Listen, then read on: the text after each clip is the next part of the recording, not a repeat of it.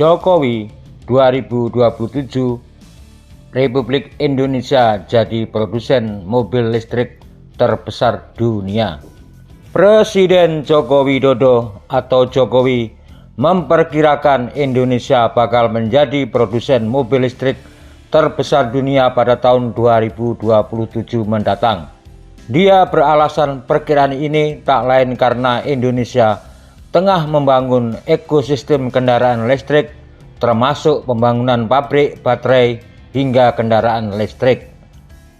Jokowi menyebut Indonesia sudah memiliki modal utama untuk mencapai target tersebut, yakni sumber daya alam tambang berupa nikel, bauksit, timah hingga tembaga yang merupakan bahan baku untuk membuat baterai hingga mobil listrik di dalam negeri. Kalau kita nantinya ekosistem besar ini dibangun, nikel diintegrasikan dengan tembaga, dengan bauksit, dengan timahnya.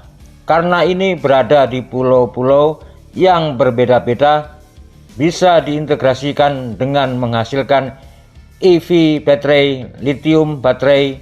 Itu saja saya gak tahu berapa kali nilai tambah yang muncul, tuturnya dalam Mandiri Investment Forum di Jakarta, Rabu 1 Februari tahun 2023. Kalau bisa masuk lagi ke mobil listrik, ya kita jadi produsen terbesar mobil listrik terbesar di dunia. Saya agak tahu nilai tambah yang muncul di angka berapa. Perkiraan saya di tahun 2027, jadi ini barang lanjutnya. Oleh karena itu, menurutnya Indonesia perlu konsisten dalam menjalankan program hilirisasi komoditas tambang di dalam negeri. Presiden pun menegaskan agar Indonesia jangan takut bila harus kembali digugat oleh dunia internasional karena kebijakan ekspor mineral mentah untuk dimanfaatkan dalam program hilirisasi di dalam negeri. Jangan takut, konsisten, kawal terus, tegasnya.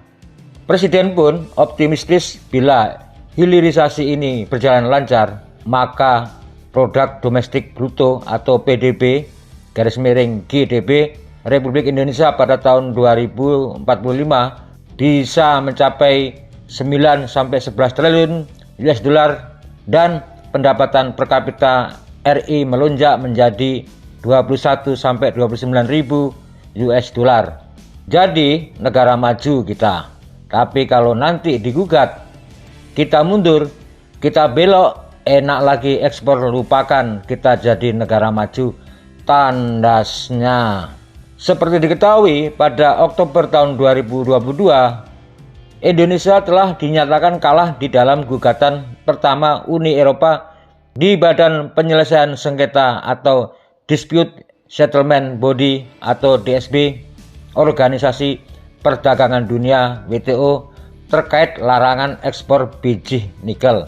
Meski demikian, Indonesia tidak tinggal diam dan telah mengajukan banding pada Desember tahun 2022 lalu.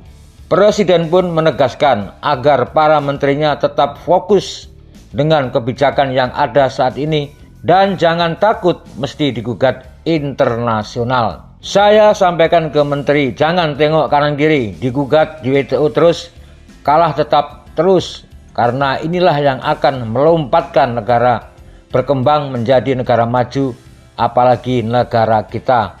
Tuturnya. Pada tahun ini, Presiden Jokowi menyebutkan bahwa pemerintah Indonesia akan melarang ekspor mineral mentah antara lain bauksit, tembaga hingga timah. Hal ini menyusul kesuksesan hilirisasi nikel, di mana ekspor biji nikel juga sudah dilarang sejak tahun 2020.